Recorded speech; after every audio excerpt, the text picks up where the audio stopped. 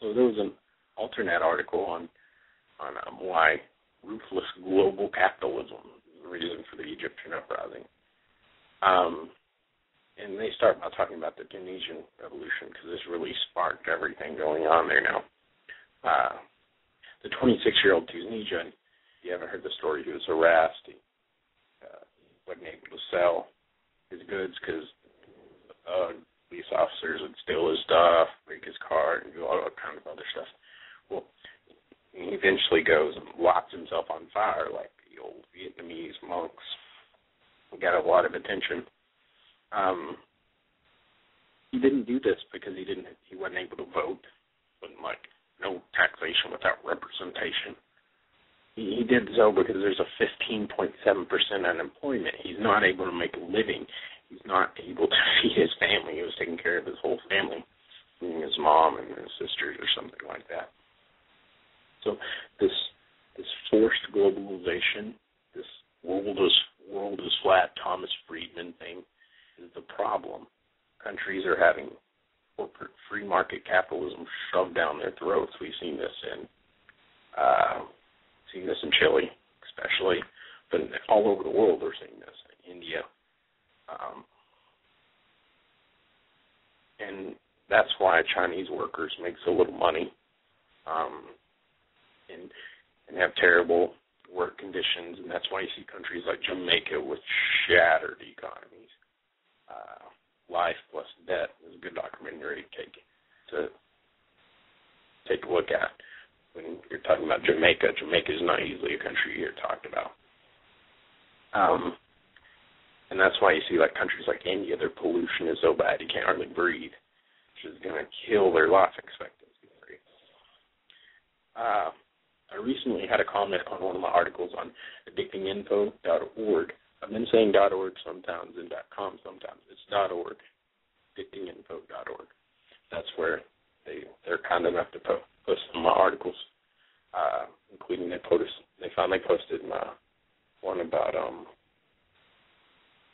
about food taxes, entitled "Extremely Rich Americans Against Food Taxes," and I wrote another one before that, about the Israeli and Palestinian conflict. They haven't published it yet.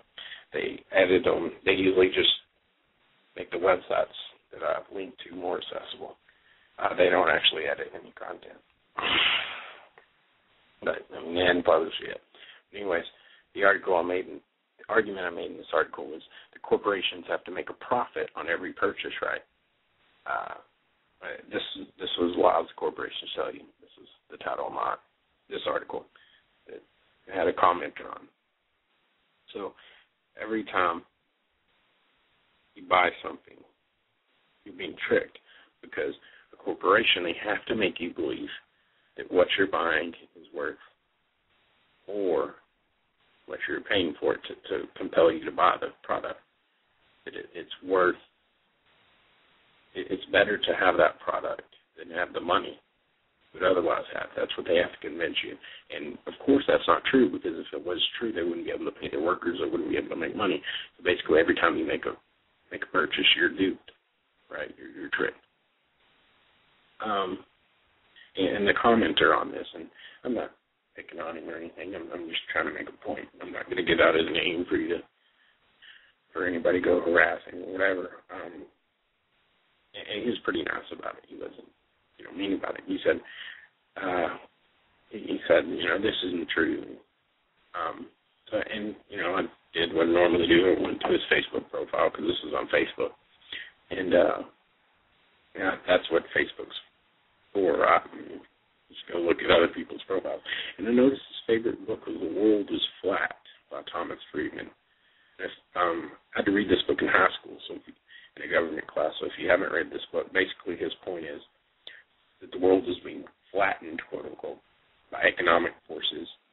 We are seeing the spread of corporate capitalism all over the world, and his argument is this is great. He celebrates call centers in India and not revealing how many jobs that are costing American workers and what low wages they're actually working.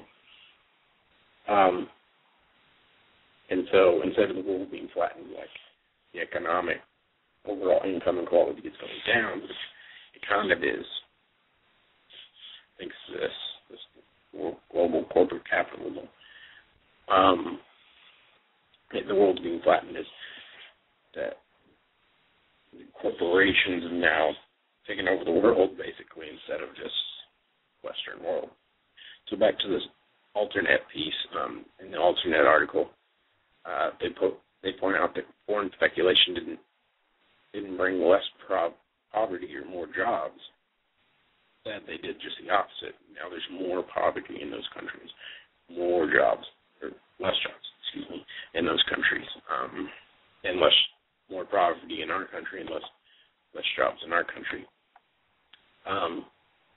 Ed Schultz, host of MSNBC, also has a radio show. It's nationally syndicated, I think. He's been talking about this on his show. Actually been doing a good job. I don't know if he talked about it or not. I didn't watch the show today, but I've been watching the show this week, and he's been talking about how speculation has been driving up our food and oil prices, which are at record highs now. Not oil, but food. Food prices are record highs now. So connected to this idea of unemployment starting a revolution, plates David Weigel, W-E-I-G-E-L, I'm terrible at pronouncing names. I think that's Waggle, I don't know. But he pointed out that unemployment isn't really 9%. The new numbers have come out and said that unemployment is down to 9% instead of 9.5 or whatever it was last month. It's well documented and well known that these numbers aren't very accurate because after you're unemployed for a certain amount of time, you're taken off the list. If you're underemployed, you're not on the list. If you're whatever, a bunch of different factors that can get you taken off the list. So the 9% is not a very accurate number. Obviously, unemployment's a lot bigger than that.